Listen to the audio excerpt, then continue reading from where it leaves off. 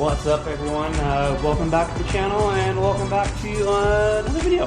So I just wanted to put together a video talking about 5 quick simple tips to avoid blowing up your GT500. And a lot of these are simple things that can be easily avoided, but a lot of these things you might not even think about, because a lot of these things could apply even to a stock GT500. It's even maintenance things that you could avoid to avoid going lean, melting a piston, bending a rod, so on and so forth. So just wanted to point out some easy quick tips to help you avoid those kinds of catastrophic situations, because I've been there previously in other cars. And why let a $100 fix turn into a $1,000 fix on up? So anyway, with that said, I'm gonna hop in the car, have a cold start, and go for a ride and start the video. Real quick, before we get started again, I just want to do a reminder of my 1,000 subscriber giveaway here. I have 2 of these boxes of the Avalon King Armor Shield 9 ceramic coating, which I have here on the GT500. I have another bottle of this, but it's packed in a box because we just moved. I believe it's in that box right there. But anyway, to get this, once they hit 1,000 subscribers, I will pick 2 of my subscribers, and each of you will get a bottle of the Armor Shield 9 ceramic coating from Avalon King, along with a few other stuff as well to go along with this too. So just simply subscribe. Once you get 1,000, 2 of you will get a bottle of this, and it's good stuff, man. I highly recommend it. It's going to cost you significantly less than taking it to go, a shop to have it ceramic, and you get just as good as an outcome that can last for about 3 years. So hit subscribe, help me get to 1,000. Once you hit 1,000, I'll get 2 of you.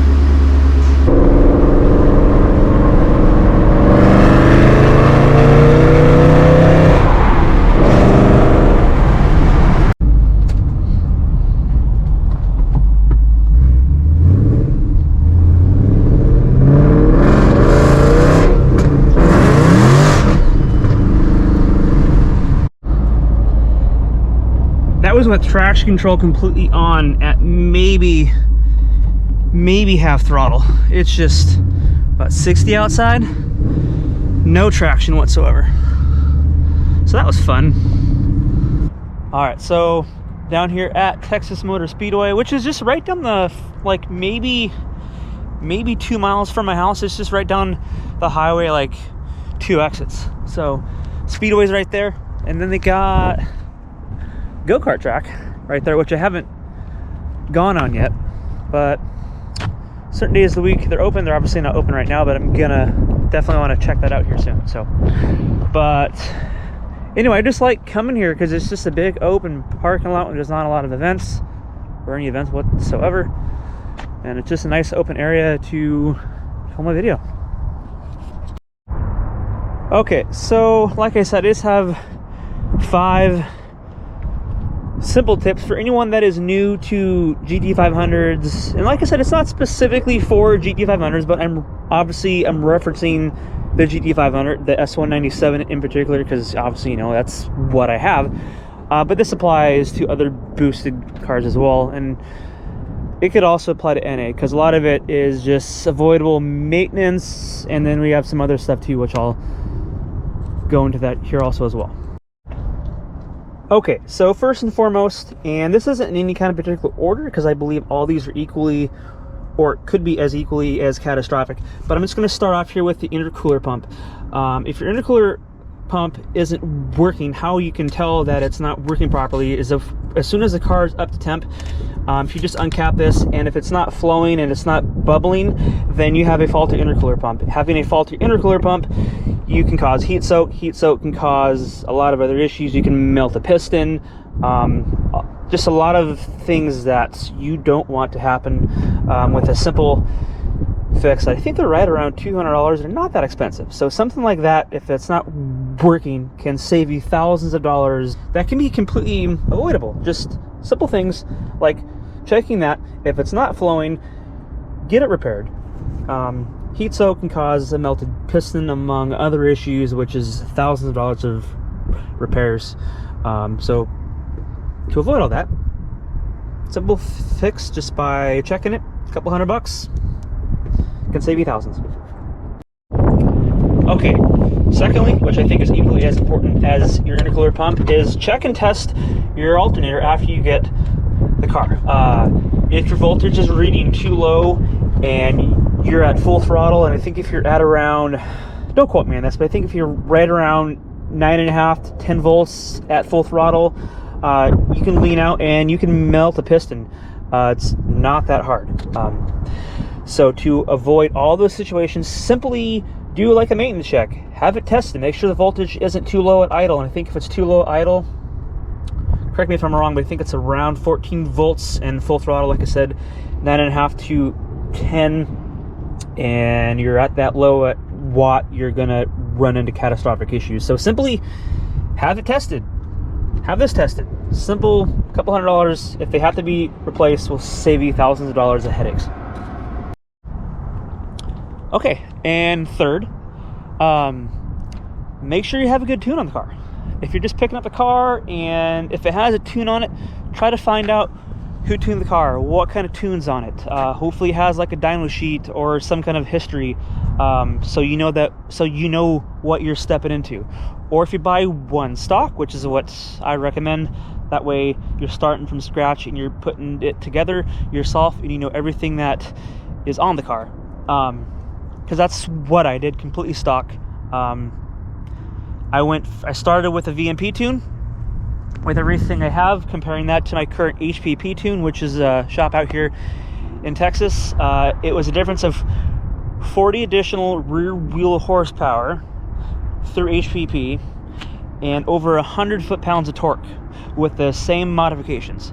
But when you don't have a good reputable tuner, when you have those kind of significant gains, if it's not tuned properly, obviously you could lean out, have issues. Long story short, you don't want to go lean, obviously. Going lean is the one thing you want to avoid. So check the tune, find out if it has a tune on it. If you have a good reputable tuner, then you're not going to have any issues, but just make sure that you have a good quality tune on the car so you don't have to avoid any other catastrophic issues in the future. And fourthly, I just want to just throw this one in there just because it's kind of like a no-brainer, but don't drive like an asshat all the time. A lot of people, when they buy high horsepower cars, usually it's the younger people, but not always, but usually, don't drive like an asshole.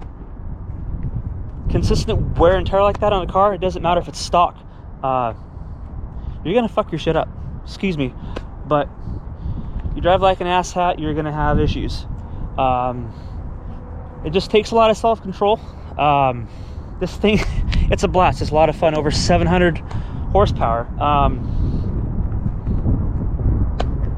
Don't be an idiot. Consistent wear and tear and abuse on a car doesn't matter. You're gonna have issues, and if you can't afford to fix it, then you're just gonna look like an idiot. So don't drive like an asshole. That's another one. Okay, and then lastly, this one applies to people that have like the higher horsepower GT500s. Don't bend a rod. The breaking point for these cars for horsepower, right around 750, 800 wheel, is around the breaking point on these rods. That is the one weak point with these factory built GT500s, is the rods. They're notorious for around that breaking point of 750, 800 horsepower, where continuous abuse on those cars can cause a lot of issues. So I know, obviously, there is a lot of you out there that have higher horsepower than 750 plus. I know the Super Snakes, they put out 800, 900. But a lot of people who own those cars don't beat on and abuse their cars on a regular basis. So that's why they build a lot of those, because they know a lot of those people aren't going to just beat the shit out of them. So that is why I don't want to go too much higher in power.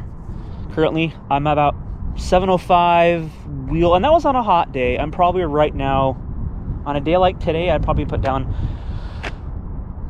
I don't know exactly, but I know I put down more than 705. Excuse me, I would put down more than 705 on a day like today, because the day I put down that kind of power, it was about 85 out. So I could go 85, I could go cams, but then I'd be pushing that threshold of over around 750 plus. And when you're at or above that, you're just knocking on heaven's door. So something like that, just keep an eye on, avoid issues, don't bend a rod. Just small things like that are something that you want to keep an eye on. All right, well, that's about gonna wrap it up. I hope this helps people that are just getting into having the GT500. They're just small things that you might not think about off the top of your head that could cause some serious issues down the road, like a faulty intercooler pump, a bad radiator, a bad tune, or taking it to a shop that is not quite as reputable, that could cause issues. That's why it's always good, like I said, to have one that is stock, to build it from scratch, so you know that everything that is done to the car. But anyway, that's going to wrap it up. If you're watching this and you're not subscribed, do me a favor, hit subscribe, like, comment, all that stuff. And like I said at the start of this, as soon as I get to 1,000, I will pick 2 of you for the Avalon King ceramic coating, along with other stuff with that as well. Help me get to 1,000. I'll see you guys in the next one. See ya.